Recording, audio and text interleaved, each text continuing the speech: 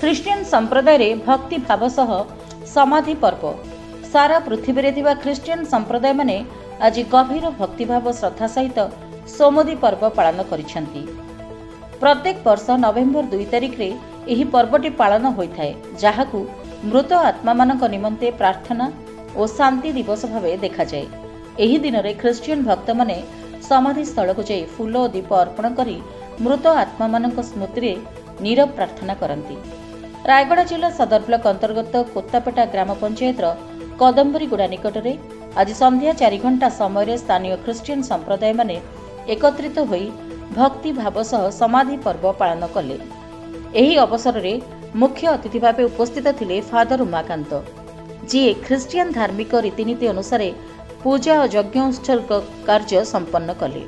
भक्त माने समाधि पाखक पहुंची मृत आत्मा मानक शांति और मोक्ष पई प्रार्थना कले।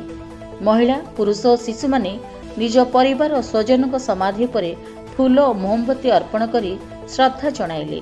अनेक हाथ में बाइबल धरी संयम और ध्यान रे बसी प्रार्थना कले। एही पर्व माध्यम रे मनीष मृत्यु पर आत्मार शांति और शुद्धि पई ईश्वर आशीर्वाद मागी थांती। आज समग्र कदम्बरीगुड़ा अंचल रे भक्ति, शांति और आशीर्वादर महल देखिबाकू मिलिथिला। ब्यूरो रिपोर्ट, साक्षी टीवी ओडिया।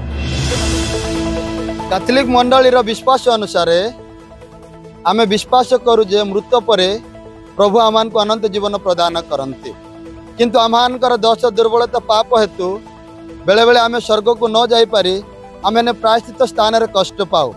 एही दिन नवेम्बर 2 तारिख सकल मृत्यु दिवस रे जतले कैथोलिक मंडली भाई भौणी माने प्रार्थना करती, सेमानकर निवेदन प्रार्थना दिव्ययज्ञ द्वारा आमर भाई भौणी माने जो माने प्रायश्चित स्थान रचंती सेमानकु प्रभु अनंत जीवन देवार सुजोग देई थांती।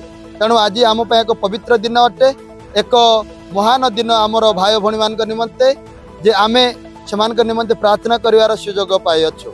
एही दिन रे जदि आमे किछि प्रभु को मागू आमर मृत भाई भौणी मान निमंते प्रभु आमान को प्रदान करुअछंती एवं सेमान को अनंत जीवन करिवारे देवारे सहाय्य करुअछंती।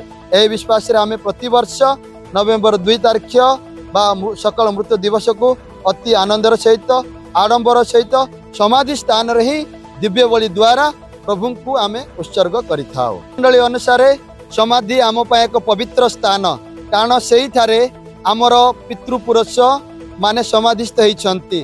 तेणु आमे जीवित थिलाले जेपरि सम्मान प्रेम आदर करुथिलु, ठीक सेही बलि मध्य समाधि स्थान रे आमे सेमानकु निजर प्रेम आदर दर्शाइबा पई एही पर्व आनंदर सहित समाधि रे पालन करिथाओ।